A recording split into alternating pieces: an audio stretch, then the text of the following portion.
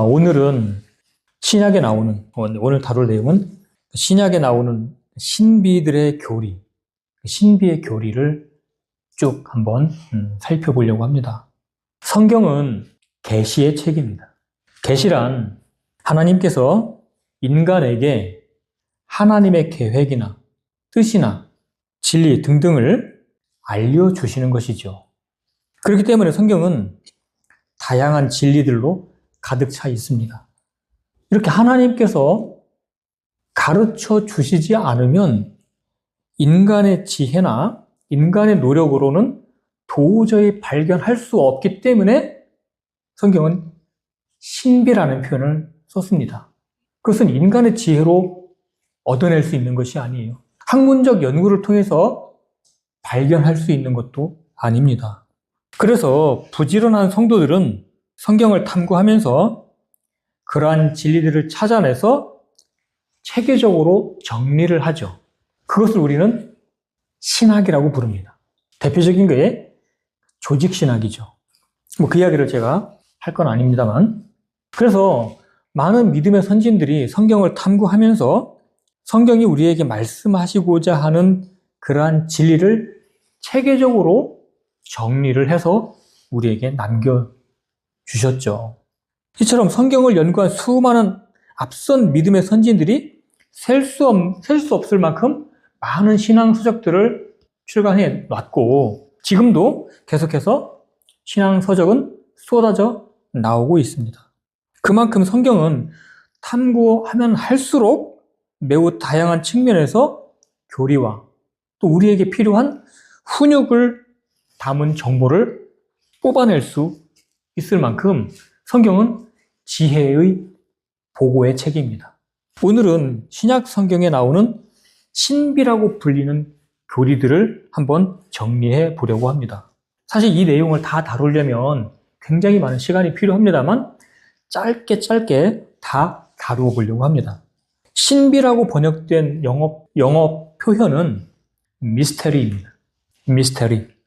안타깝게도 개역 성경에는 이 미스테리를 비밀로 번역을 해버렸어요. 미스테리, 곧 신비는 결코 비밀이 아닙니다. 시크릿 하면 비밀이고 미스테리 하면 신비이죠. 미스테리랑 시크릿이 같을 수가 없고 신비가 비밀이 될 수 없습니다. 어떻게 하나님의 비밀을 인간이 알 수 있습니까? 만약 인간이 하나님의 비밀을 알아가지고 그거를 함부로 말하고 다니면 됩니까? 말이 안 되는 것이죠. 하나님께서 인간에게 알려주지 않으면 알 수 없는 것이 신비예요. 그리고 하나님께서 인간에게 이미 알려주셨기 때문에 그것은 더 이상 비밀이 될 수가 없고 신비인 것입니다.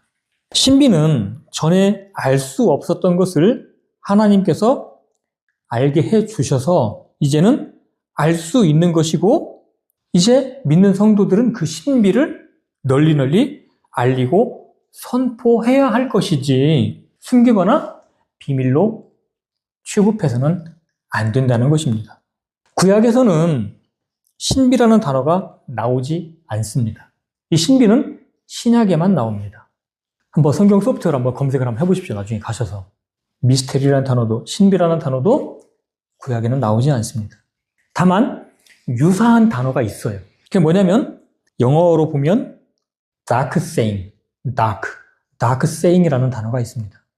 dark saying은 우리말로 은밀한 말이라는 뜻입니다. 이 은밀한 말이 구약 성경에 딱 3번 나옵니다.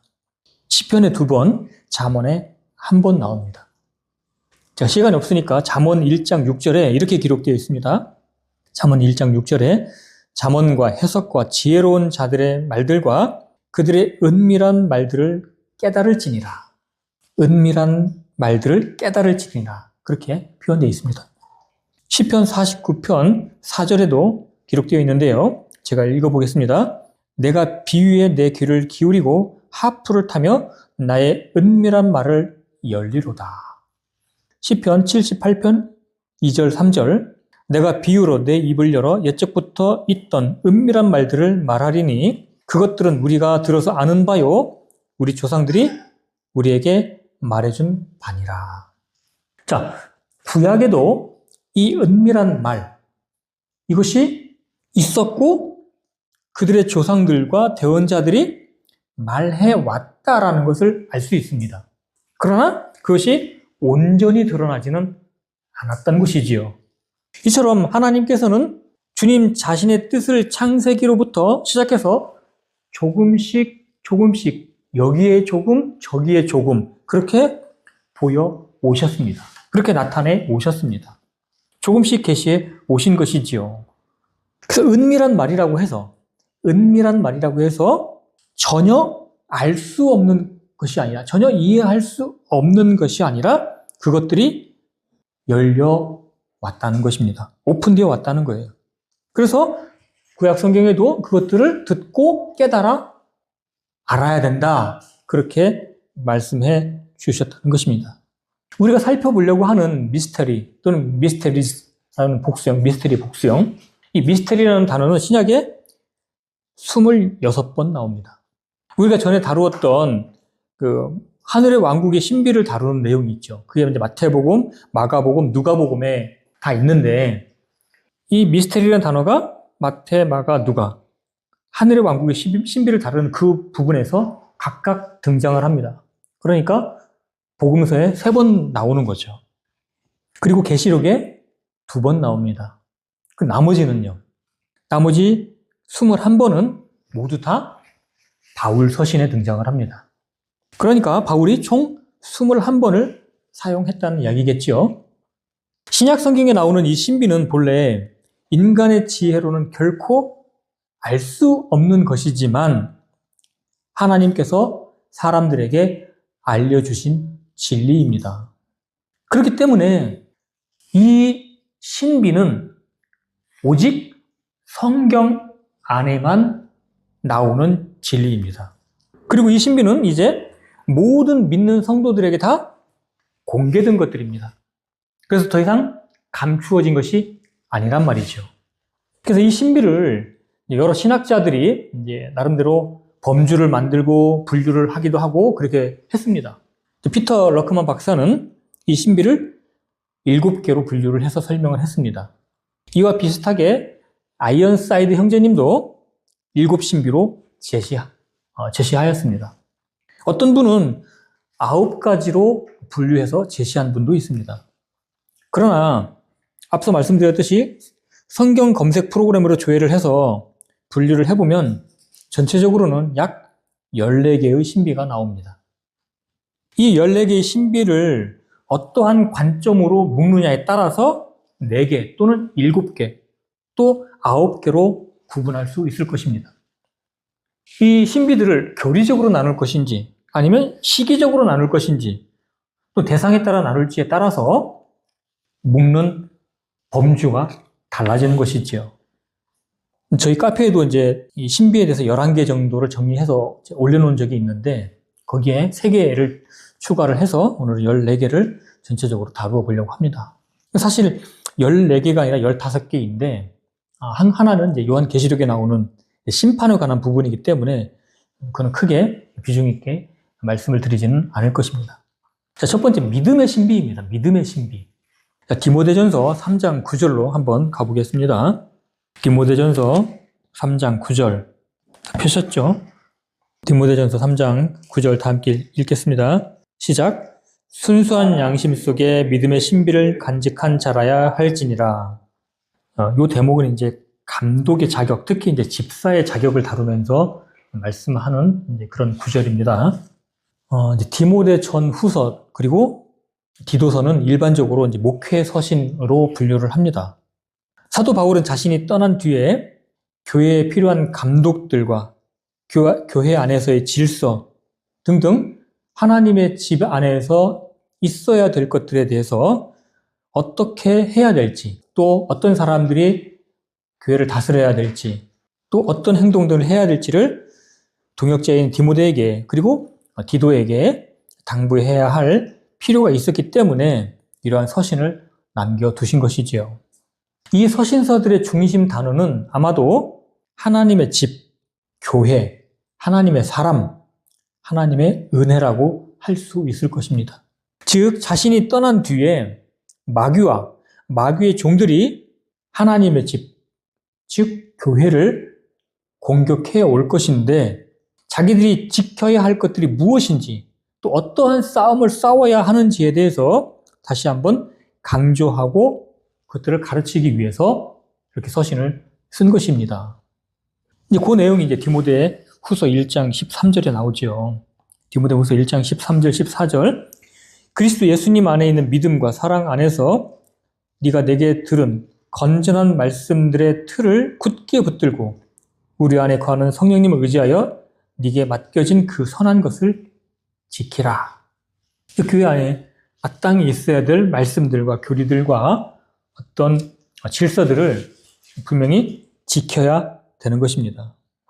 우리가 읽었던 디모데전서 3장 9절에 순수한 양심 속에 믿음의 신비를 간직한 자라야 할지니라. 순수한 양심 속에, 그러니까 퓨어거든요, 퓨어. 퓨어는 순수한 그렇게 해도 되지만 깨끗한 양심. 깨끗한 양심입니다. 순수한 양심, 깨끗한 양심. 14의 자격 요건 중에 이것을 가지고 있어야 된다는 거죠. 순수한 양심 속에 믿음의 신비를 간직한 자라야 하느니라. 이 믿음의 신비는 무엇인가요? 그 내용은 사실 복음이겠지요. 복음을 들었을 때 가졌던 확신, 우리 구주 예수님에 대한 명백한 신뢰, 또 그 복음의 메시지의 내용을 다 포함하는 것입니다. 디도서 1장 4절에는 공통의 믿음이라고 표현하기도 했습니다. 근데 이 믿음의 신비는 뭐냐면 바로 구원과 관련되는 것인데 이 구원은 주님과의 1대1 개별적, 인격적 관계로 이루어지는 것이지만 다른 한편으로는 그 구원의 내용과 대상은 공통되는 것이야만 하는 것입니다. 어떤 사람이 어젯밤 꿈을 꿨는데 예수님이 나 죄 없다라고 환상 중에 나타났어. 그렇게 구원을 받는다든지 아니면 내가 느낌을 받았다든지 이런 것으로 구원을 확신을 한다면 그건 공통의 구원은 아닌 것입니다. 기록된 말씀, 분명히 기록되어 있는 말씀을 통해서 구원의 확신을 가져야 되는 것이고 그 내용과 대상은 사람에 따라 달라질 수 있는 것이 아니라는 것입니다. 유다서 3절에서는 성도들에게 단번에 전달된 그 믿음이라는 표현으로 기록되어 있습니다. 성도들에게 단번에 전달된 그 믿음. 요한 2서에서는 그리스도의 교리라고도 표현되어 있습니다. 이 교리를 가져오지 않는 자를 집에 받아들이지도 말고 또 그에게 축복의 작별 인사도 하지 말라고 할 정도로 기독교 안에서 구원받은 성도 안에서 이 믿음의 신비를 가진 자와 교제하고 모임을 형성을 해야 되는 것이죠. 그래서 이 믿음을 가진 자들에게는 매우 놀랍고 신비스러운 일들이 생겨납니다.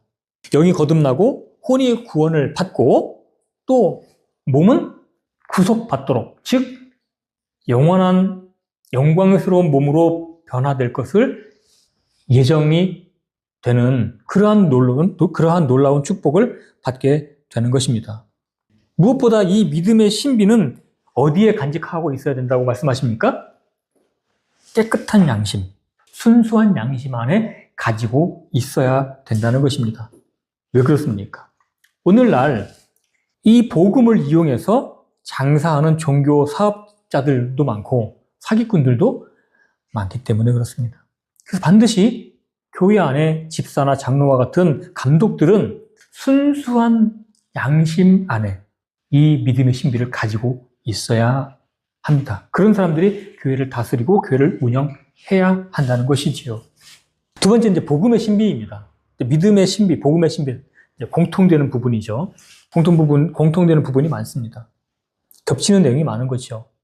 자, 로마서 16장 25절로 가겠습니다. 그렇지만 공통되지만 조금씩 내용이 다른 부분들도 있습니다. 로마서 16장 25, 26절, 27절입니다. 자, 로마서 16장 25절로 27절입니다. 나의 복음과 예수 그리스도를 선포함에 따라 권능으로 너희를 굳게 세우실 분, 즉 세상이 시작된 이래로 은밀히 간직되어 왔으나 이제는 밝히 드러났으며 영존하시는 하나님의 명령에 따라 대언자들의 성경 기록들을 통해 믿음에 순종하게 하려고 모든 민족들에게 알려지게 된 신비의 계시에 따라 너희를 굳게 세우실 분, 곧 홀로 지혜로우신 하나님께 예수 그리스도를 통해 영광이 영원토록 있기를 원하노라. 아멘. 이 복음의 신비, 사도 바울에게 특별히 계시되었지만 그렇다라고 사도 바울에게만 계시된 것은 아닙니다. 이미 대언자들을 통해서 말씀해 오셨고 여러 성경 기록들을 통해서 말씀해 오셨습니다. 그렇지만 사도 바울에게 훨씬 더 분명하고 더 넓게 계시된 것은 분명한 사실이죠. 이렇게 복음은 창세기부터 모형으로, 그림자로 계시되어 왔습니다. 그리고 사도 바울에게 훨씬 더 명확하게 드러났습니다. 그 복음은 헬라어로 유앙겔리온이라는 단어에서 왔습니다. 유앙겔리온은 기쁜 소식이라는 뜻입니다.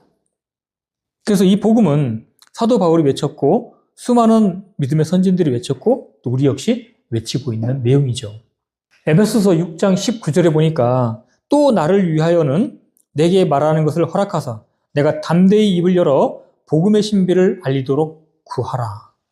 사도 바울을 통해서 이 복음이 계시됐고 또 복음을 전파했고 많은 사람들이 구원을 받았지만 여전히 사도 바울은 이 복음의 신비를 더 알리기를 원했습니다. 그래서 자신을 위해서 기도해달라고 에베소 교회에 당부를 하는 거죠.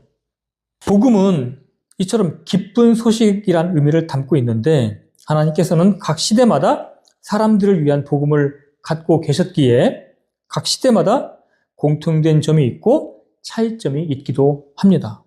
이미 잘 알고 계시고 또 많은 설교를 들어서 알고 계실 텐데 복음에도 여러 종류가 있지요. 마태복음에서 전파된 하늘의 왕국의 복음이 있고 왕국 복음이 있고 또 교회 시대에 전파되어야 될 은혜의 복음이 있고 또 대환란 때 전파되어야 될 영존하는 복음이 있습니다. 자, 세 번째는 성육신의 신비입니다. 성육신의 신비하면 딱 떠오르는 구절이 디모데전서 3장 16절이죠. 우리가 지금 다루고 있는 여러 가지의 신비는 그 여러 가지의 신비의 근원은 바로 하나님 자신입니다. 그 모든 신비들은 다 하나님에게서 나온 것이죠. 이 신비들은 다 우리와 다 관계되어 있는 것들입니다. 우리의 구원, 교회, 휴거, 임마누엘 이런 것들은 다 우리와 관련되어 있고 그 신비들은 다 하나님에게서 온 것들입니다. 그런데 그 모든 신비들은 어디에 근거를 두고 있습니까? 바로 성육신의 신비를 근간으로 합니다. 이 성육신의 신비가 없으면 나머지 신비들은 다 아무 가치가 없는 거예요. 다 이루어질 수 없는 것들이라는 것이죠. 하나님께서 이 엄청난 낮아짐의 신비가 없었다면 나머지 신비들은 아무짝에도 쓸모가 없게 된다는 것입니다. 현 세상을 심판하시고 새로운 세상의 창조의 기초를 놓기 위해서 하나님께서 친히 죄 있는 육신의 모양으로 오셔서 새로운 창조를 이루기 위한 모든 것들을 다 십자가에서 이루셨습니다. 어떤 사람은 예수님께서 십자가에서 하신 말씀 다 이루었다라는 말을 다 갚았다라고 번역을 해야 된다 그렇게 주장을 하는 사람이 있습니다. 그건 허무맹랑한 소리입니다. 예수님께서 다 이루셨다라는 표현은 단순히 우리의 속죄 사역만을 이루신 것이 아닙니다. 영원한 새로운 세상을 창조하실 그 기초를 놓기 위한 것을 이루셨다는 표현이기도 합니다. 인간의 관점에서 보면 죄가 사해지는 것이 크지만 하나님의 관점에서는 그분의 영원한 왕국이 더 중요하고 그 기틀을 놓는 것이 훨씬 더 영원하고 중요한 사실이라는 것이죠. 만약에 이 성육신의 신비가 없다면 우리의 구원도 없고 우리의 부활도 없고 성령님께서 우리 안에 오실 수도 없습니다. 그리고 새 하늘과 새 땅도 앞으로 오지 못하게 될 것입니다. 디모데전서 3장 16절 하나님의 성품의 신비는 논쟁의 여지가 없이 위대하도다. 하나님께서 육체 안에 나타나시고 성령 안에서 의롭게 되시고 천사들에게 보이시고 이방인들에게 선포되시고 세상에서 믿기시고 영광 속으로 올려져서 영접을 받으셨느니라. 볼 수 없는 하나님께서 볼 수 있는 인간의 육체로 오셨다라는 점은 매우 놀라운 신비입니다. 어떻게 인간의 이성으로 이거를 이해할 수 있을까요? 그걸 논리적으로 설명할 수 있을까요? 불가능하죠. 신비입니다. 그것도 죄 많은 육신의 모양으로 오셨지만 죄는 없으신 분으로 오셨습니다. 그렇게 오셔서는 우리 모두의 죄들을, 인류의 죄들을 그분의 육체에 정하시고 속죄 헌물로 드려지셨습니다. 금정역에서 표현되어 있는 육체 안에 나타나시고라는 표현은 좀 부족한 표현입니다. 육체로 나타나셨다라고 하는 것이 훨씬 더 정확합니다. 왜 그러냐면 육체 안에 나타나셨다라고 하면 이것은 마치 가연서를 지지하는 것처럼 보이기 때문에 다소 부적절해 보인다는 것입니다.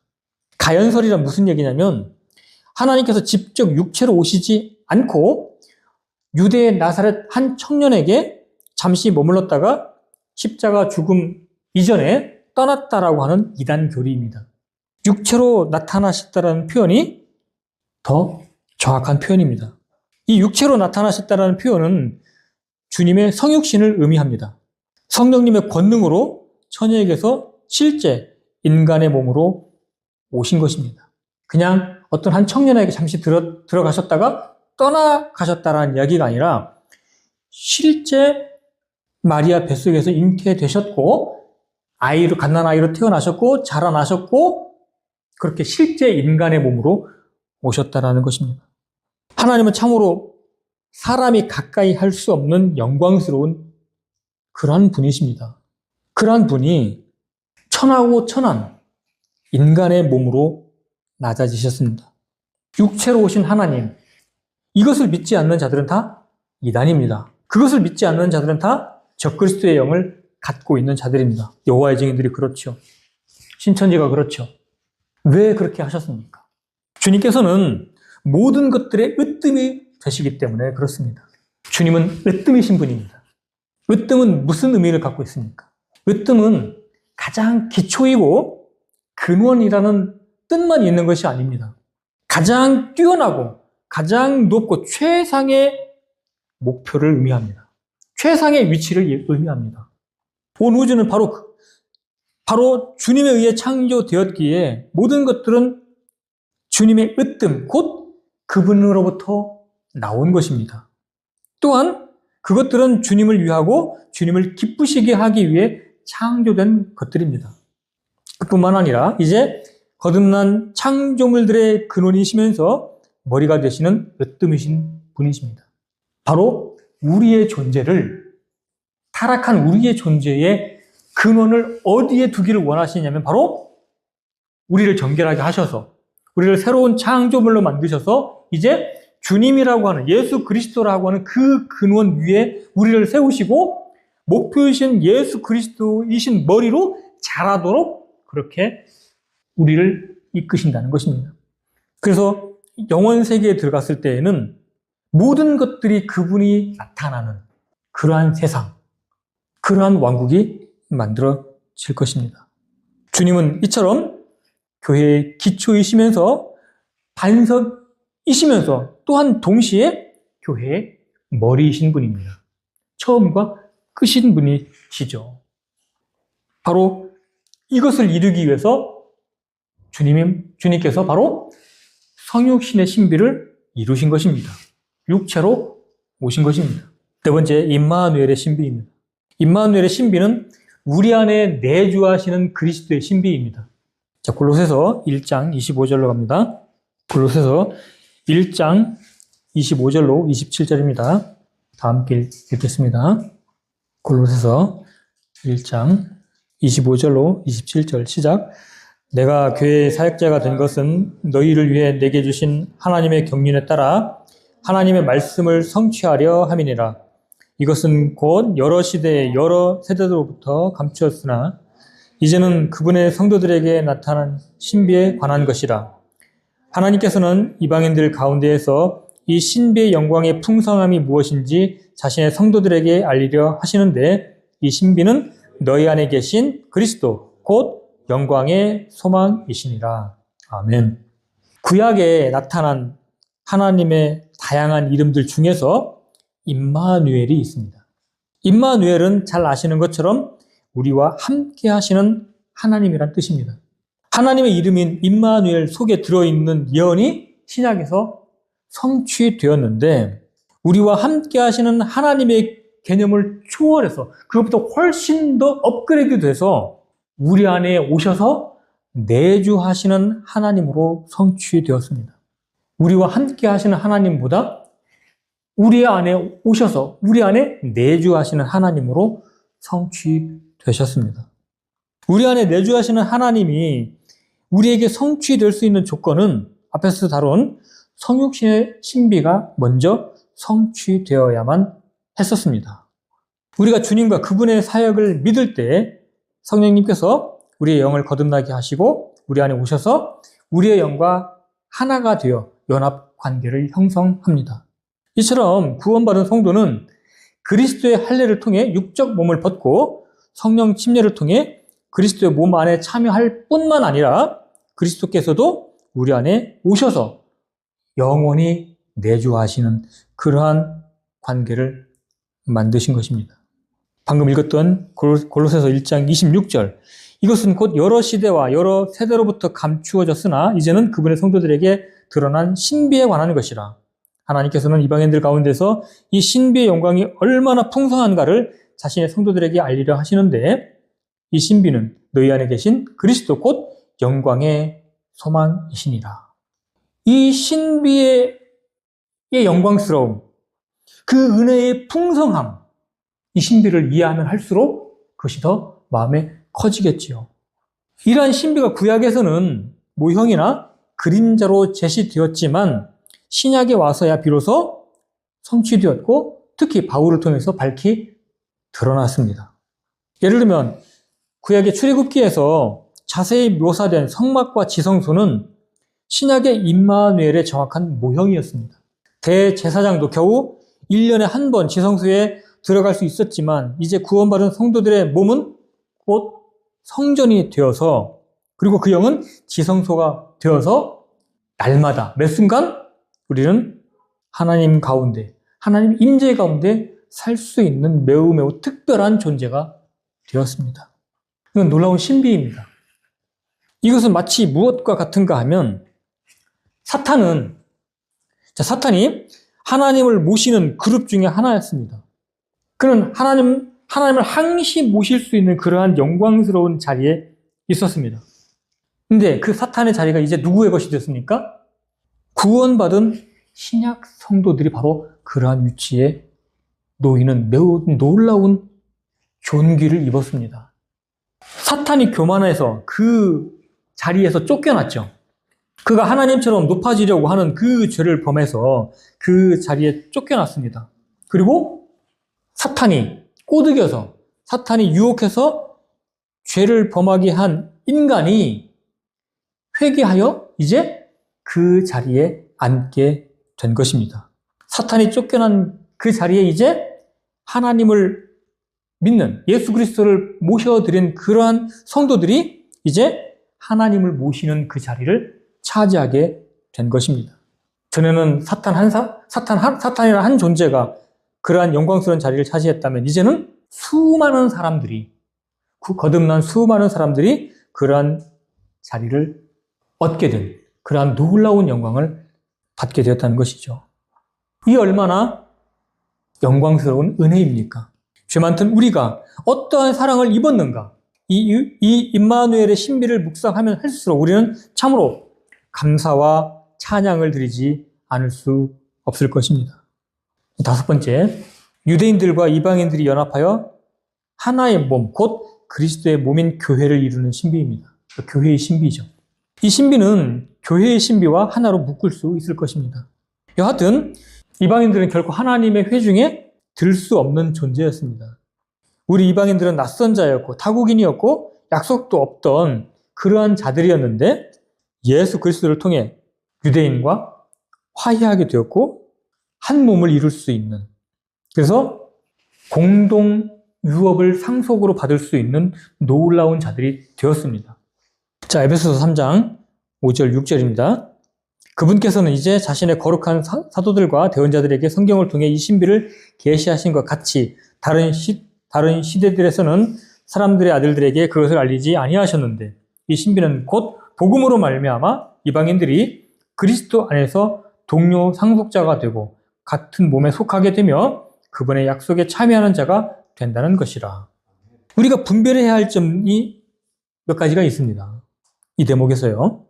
예컨대 그리스도의 몸인 교회는 구약에 안 나옵니다. 물론 모형이나 그림자로는 나타나 있지만 그리스도의 몸 실체가 나오지는 않는다는 것입니다. 예를 들면 아담과 하와의 관계는 어떻습니까? 아담과 하와의 관계는 그리스도와 몸인 교회의 관계이죠. 오순절날에 누룩을 넣어 구운 빵 2개를 드리는 헌물은 유대인과 이방인을 가리킵니다. 그것은 곧 교회를 의미하는 것이죠. 이방인과 유대인이 하나가 되어 그리스도의 몸을 이루는 그러한 모형을 보여주는 것입니다. 그리고 누룩을 넣어 구운 빵은 교회가 이 세상에 있는 동안에는 여전히 교회 안에도 누룩이 있다라는 것을 상징적으로 보여주는 모형입니다. 그 모형은 당시에 실체가 아니었고 미래에 나타날 것에 대한 그림자였죠. 비로소 신약 예수님께서 승천하신 뒤에 오순절날에 교회가 탄생되었습니다. 그리고 우리가 분별해야 될 것 또 하나가 이스라엘 소망과 교회의 소망은 다르다는 것입니다. 교회는 교회이고 이스라엘은 이스라엘이라는 것이죠. 이스라엘의 소망은 무엇이 소망입니까? 그들은 땅의 회복입니다. 가나안 땅, 팔레스타인 땅을 회복하는 것이 그들의 소망입니다. 그러나 우리의 소망은 이 땅에 있는 것이 아니죠. 우리의 소망은 하늘에 있습니다. 7번째, 예수 그리스도의 신부인 교회의 신비입니다. 교회는 보이는 지역교회들이 있고 보이지 않는 우주적인 교회, 곧 그리스도의 몸이 있습니다.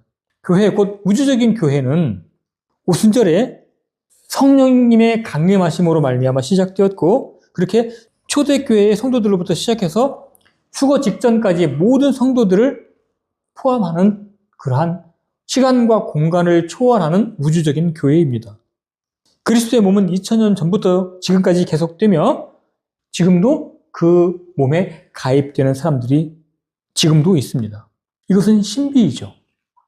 왜냐하면 이 땅을 떠난 성도들은 지금 어디에 있습니까? 셋째 하늘에 있습니다. 근데 육체를 가지고 있는 성도들은 지금 어디에 있습니까? 이 땅에 있습니다. 그들이 영적으로 하나의 몸을 이루고 있다는 것입니다. 이것을 어떻게 물리적으로 이해를 할 수 있을까요? 그렇지만 믿는 성도들은 그것을 믿고 그렇게 여깁니다. 자, 에베소서 5장 23절. 이는 남편이 아내의 머리됨이 그리스도께서 교회의 머리 되심과 같기 때문이라. 그분은 그 몸의 구원자시니라. 5장 32절. 이것은 큰 신비라. 그러나 내가 그리스도와 교회에 대하여 말하노라. 참으로 신기하게도 창세기 2장에서 인류의 시작은 결혼으로 시작됩니다. 그런데 요한계시록 19장에 보니까 또 한 번 결혼이 나옵니다. 창세기에서 결혼으로 시작했고 계시록에서 결혼이 완성이 됩니다. 창세기에서는 첫사람 아담의 결혼이지만 계시록 19장에서는 하나님의 아들 어린 양이 결혼하는 내용입니다. 어쨌든 성경 전체의 역사는 어쩌면 말입니다. 어쩌면 성경 전체의 역사는 어린 양의 신부를 예비하는 것이라고 해도 과언이 아닐 것입니다. 어린 양께서 다스리시는 왕국에서는 신부도 있고 신랑도 있고 들러리도 있고 이방인들도 있고 유대인들도 있을 것입니다. 다양한 부류의 구원받은 사람들이 있을 것입니다. 그러나 그 중에서도 가장 중요한 대상은 바로 어린 양의 신부인 바로 교회, 특히 신약 성도들이 가장 핵심이 되겠지요. 구약에서 이스라엘은 하나님의 아내로 여겨졌습니다. 그렇죠? 뭐 이사야라든지 에레미야라든지 호세아, 에스겔 이런 데서 보면 이스라엘은 하나님의 아내로 등장을 합니다. 그러나 아내로 여겨졌지만 이스라엘의 음행과 우상 숭배로 사랑스러운 관계에서 버림받은 위치로 떨어집니다. 지금도 이스라엘은 버려진 상태로 있지요. 그러나 이스라엘은 다시 회복될 것입니다. 왜냐하면 그러한 약속이 구약에 많이 예언되어 있기 때문에 그렇습니다. 그러므로 이스라엘은 결코 교회가 아닙니다. 또 어떤 사람들의 주장처럼 교회가 이스라엘을 계승한 것도 아닙니다. 그렇게 주장한다는 캐톨릭이라든지 일부 개신교에서 그렇게 주장을 하죠. 그러나 그것은 잘못된 주장입니다. 교회는 이스라엘이 아니고 이스라엘도 교회가 아닙니다. 여덟 번째, 일곱 별과 일곱 금 등잔 때의 신비입니다. 계시록 1장 20절입니다. 요한계시록 1장 20절. 곧 내가 본 내 오른손에 있는 일곱 별과 일곱 금 등잔대의 신비라. 일곱 별은 일곱 교회의 천사들이요 내가 본 일곱 등잔대는 일곱 교회니라. 이 신비는 요한계시록 1장부터 4장에 걸쳐서 기술되어 있습니다. 이걸 다 살펴볼 수는 없겠죠.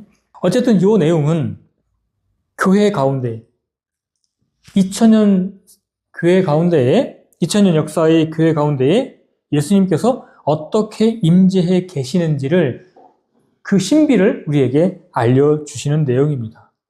역사적으로 교회의 상태가 어떻게 변화될지 예언적으로 그걸 보여주고 있는 것이지요.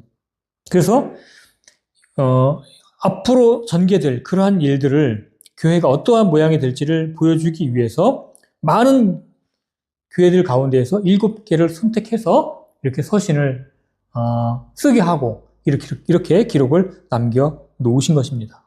그래서 주님은 언제나 교회 한가운데에 계시며 교회의 상태를 항상 판단하고 계시고 보고 계시고 이끌고 계시고 있습니다. 때로는 책망하시기도 하는 것입니다. 자, 9번째, 부활과 휴거의 신비입니다. 이 주제는 이미 잘 알고 계시기 때문에 굳이 설명을 드리지 않아도 될 것입니다. 특히 이제 고린도전서 15장이 바로 이러한 내용을 자세히 다루고 있죠. 부활장으로 알려져 있을 정도로 매우 유명한 장입니다. 고린도전서 15장에 이제 부활과 휴거가 상세하게 기록되어 있습니다. 머지않아 우리도 부활의 몸을 입고 주님을 섬길 수 있는 상상만으로도 행복하죠.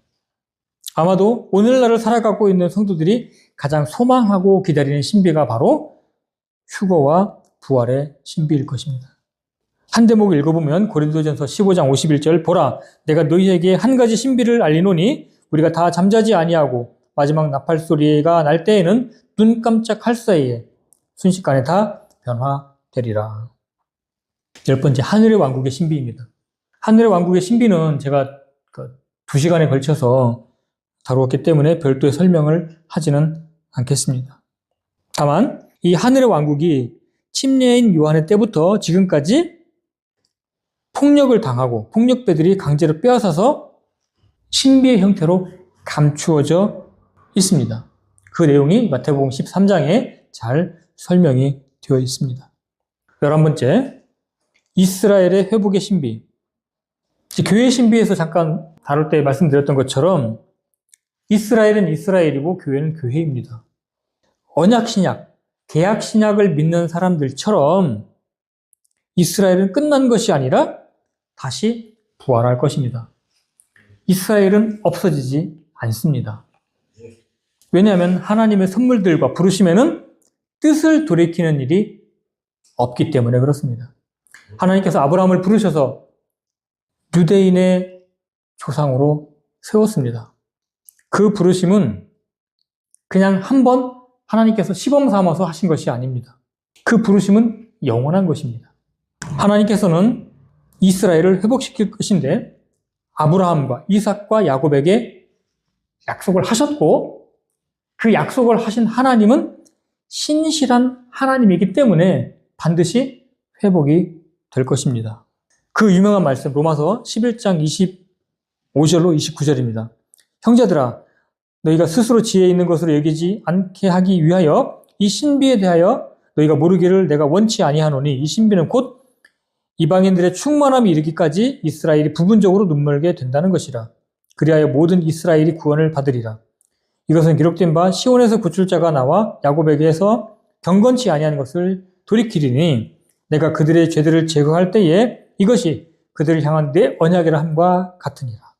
복음에 관하여는 그들이 너희로 인해 원수된 자들이지만 선택에 대하여는 그들이 조상들로 인하여 사랑받는 자들이니라.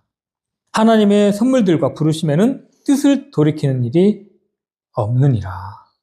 하나님께서 아브라함에게 하신 약속은 율법과는 달리 아무런 조건 없이 하신 약속입니다. 율법은 너희가 이것을 지키면 복을 받고 지키지 않으면 저주를 받는다라는 조건이 있지만 하나님께서 아브라함과 체결하신 그 약속은 아무런 조건이 없이 하나님께서 일방적으로 하신 약속입니다. 그러니까 아브라함이 잘하면 복을 받고 못하면 저주받고 그것이 아니라는 것입니다. 따라서 이스라엘 백성에게 가나안 땅을 주시기로 하신 그 약속은 하나님의 전능하심과 신실하심에 달려있는 것이지 이스라엘의 무능에 달려있지 않다는 것입니다. 그러므로 이스라엘은 반드시 회복될 것입니다. 왜? 하나님은 거짓말하실 수 없는 분이기 때문에 그렇습니다.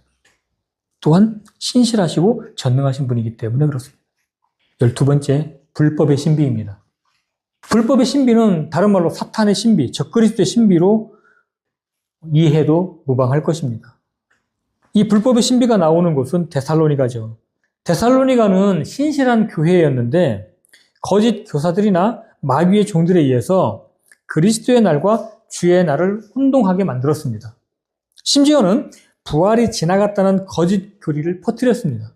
그리스도의 날은 성도들의 휴거와 관련이 있고 그리스도의 심판석과 연결되며 그리스도의 날은 매우 복된 소망입니다. 반면에 주의 날은 참으로 두려운 날입니다. 대환란의 날입니다.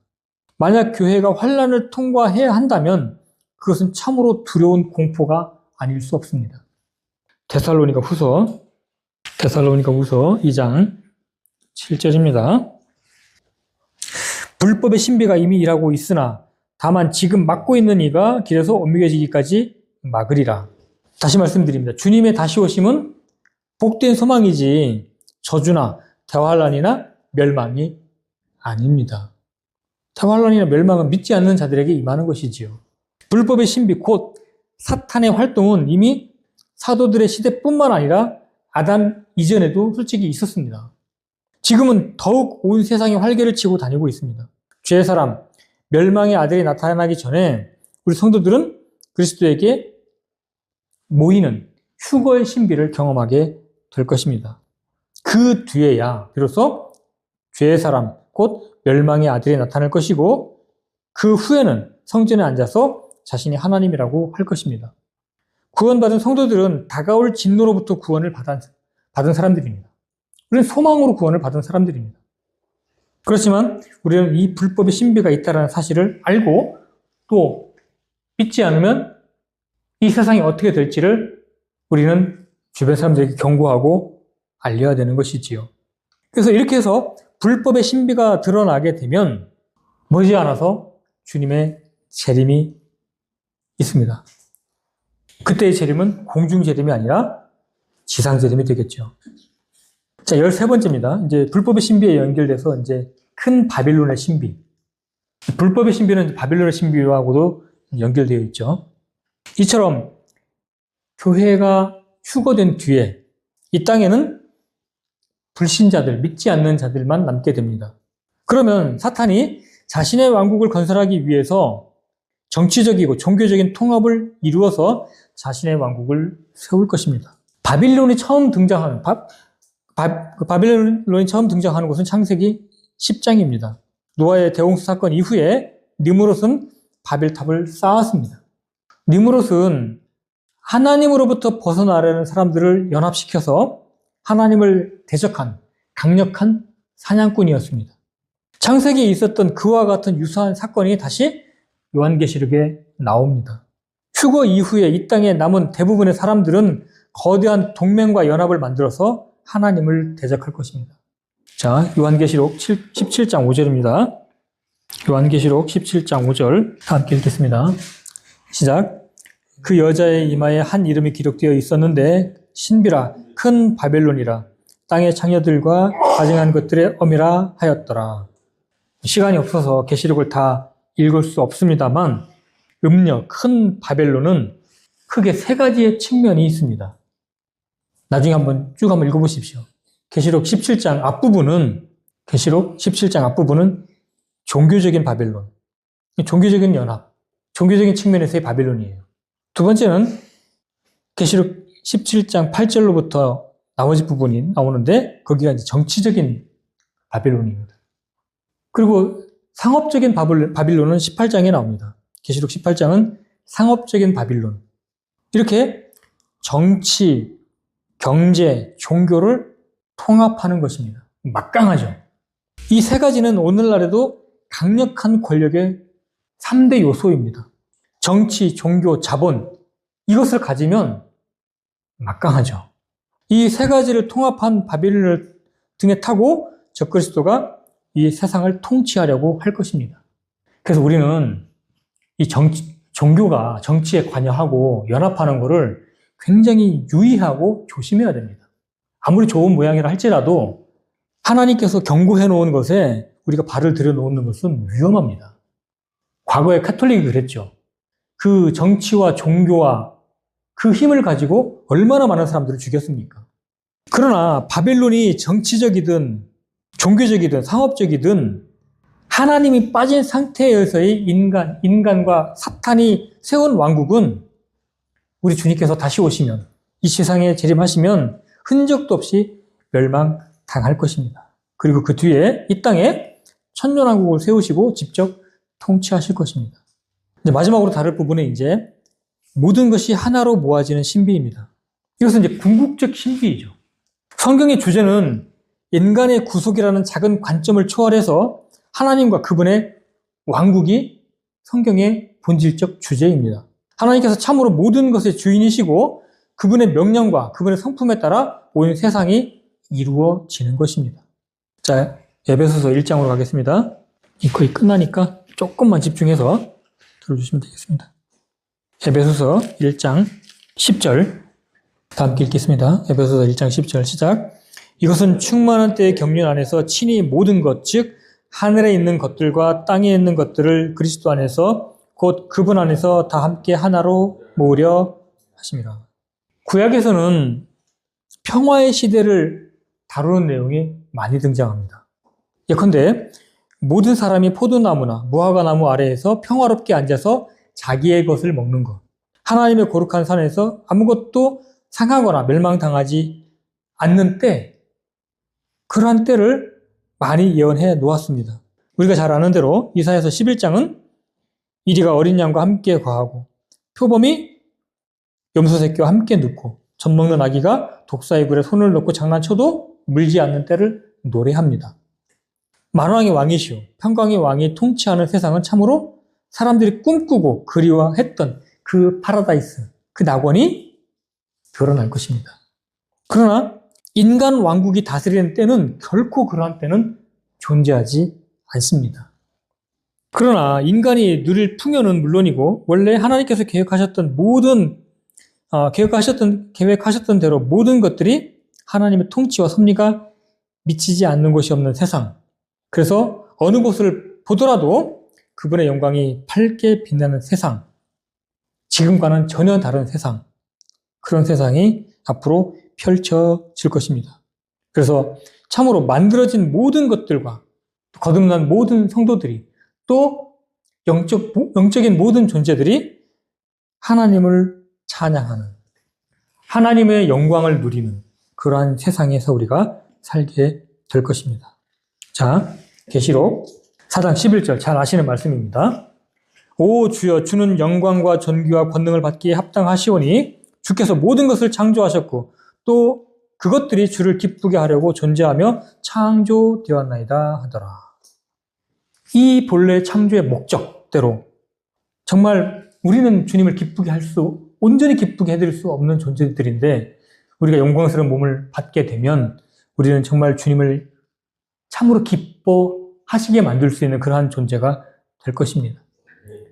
결국 다음 말씀처럼 이루어질 것입니다.